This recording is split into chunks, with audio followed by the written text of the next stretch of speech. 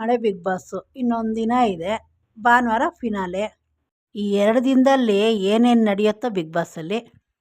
ಆ ಮನೆಯಲ್ಲಿ ಎಲ್ರದ್ದು ವಿಶ್ಶು ಕಂಪ್ಲೀಟ್ ಮಾಡಿದ್ದಾರೆ. ಇನ್ನು ಕಾವ್ಯದು ರಕ್ಷಿತಾದು ಇಬ್ರದ್ದೈತೆ. ಕಾವ್ಯ ಕೇಳಿರೋ ವಿಷಲ್ಲಿ ಅವಳು ಕಳಪೆಗೆ ಹೋಗ್ಬೇಕು ಅಂತ ಕೇಳಿದ್ಲು. ಅದು ಬಿಗ್ ಬಾಸು ಪೂರ್ತಿ ಮಾಡವ್ರೆ. ರಕ್ಷಿತಾ 3 ಕೇಳವಳೆ. ಮೀನು ಹಿಡಿಯೋರು ಬರಬೇಕು. ಇನ್ನು 2 ಏನೋ ಕೇಳಿದ್ದಾಳೆ.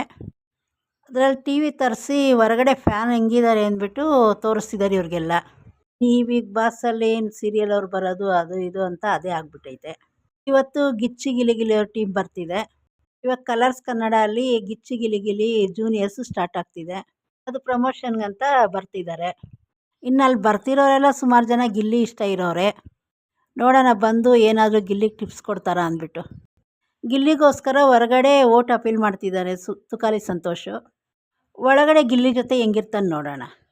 ರಕ್ಷಿತಾನ ಕೇಳ್ತಿದ್ದಾರೆ, ನಿನಗೆ ಗಿಚ್ಚಿ ಗಿಲಿ ಗಿಲಿಲಿ ಯಾರಿಷ್ಟ ಅಂದ್ಬಿಟ್ಟು. ಆದರೆ ರಕ್ಷಿತಾಗೆ ಯಾರು ಇಷ್ಟ ಅಂತ ಎಲ್ರಿಗೂ ಗೊತ್ತು. ನನಗೆ ಗಿಲ್ಲಿ ಇಷ್ಟ ಅಂತ ಹೇಳ್ತಿದ್ದಾಳೆ. ರಕ್ಷಿತಾ ಗಿಲ್ಲಿ ಅಂದ್ರೇ ಇಷ್ಟ.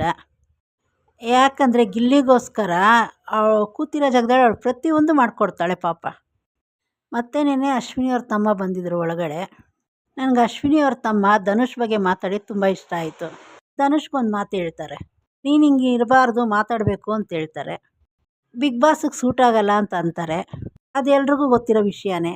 ಅವೆಲ್ಲ ಹೊರಗಡೆ ಜನಗಳು ಹೇಳೋದಕ್ಕಿಂತ ಬಿಗ್ ಬಾಸ್ ಮನೆಯಲ್ಲೇ ಬಂದು ಆ ಮಾತು ಹೇಳಿದ್ರೆ ಯಾರಾದರೂ ಒಬ್ಬರು ಬಿಗ್ ಬಾಸ್ಗೆ ಚೆನ್ನಾಗಿ ತಲುಪತ್ತೆ. ಅದು ನಾವು ಹೇಳೋದು ಅದು ತಲುಪಿದೆಯೋ ಇಲ್ವೋ ಅಂದ್ಬಿಟ್ಟು ನಮಗೆ ಗೊತ್ತಾಗಲ್ಲ.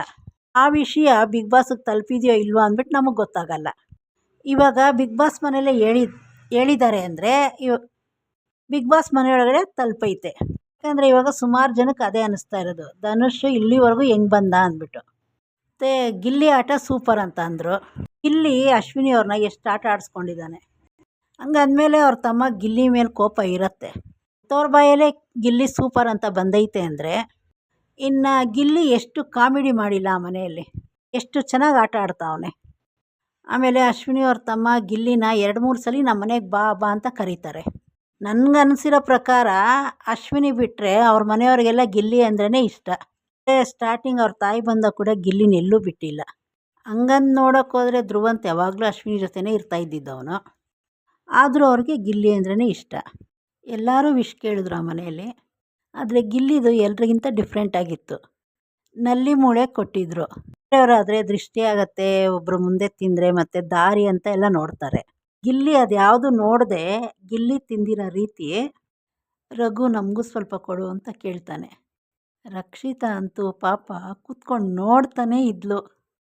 ಅವಳ ಬಾಯಲ್ಲಿ ನೀರು ಬರ್ತಾನೇ ಇತ್ತು.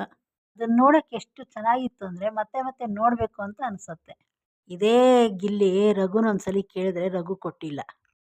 ಇನ್ನು ತಿಂದಿದ್ದಾದಮೇಲೆ ಅಷ್ಟು ಜನ ನೋಡೋರೆ ಅಂದರೆ ಕಣ್ಣು ಬಿದ್ದೇ ಬಿದ್ದಿರುತ್ತೆ. ಪಾಪ ಅವ್ನು ತಿಂದಾದ್ಮೇಲೆ ಲೂಸ್ ಮೋಷನ್ ಆಯಿತು, ಹೊಟ್ಟೆ ನೋವಿತ್ತು ಗಿಲ್ಲಿಗೆ. ನೀವು ಅದು ಲೈವಲ್ಲಿ ನೋಡಿದ್ರೆ ಗೊತ್ತಾಗುತ್ತೆ. ನಿಮ್ಗೆ ಇದ್ರ ಬಗ್ಗೆ ಏನು ಅನ್ನಿಸ್ತು ಕಮೆಂಟ್ ಮಾಡಿ. ಚಾನಲ್ ಸಬ್ಸ್ಕ್ರೈಬ್ ಮಾಡ್ಕೊಳ್ಳಿ.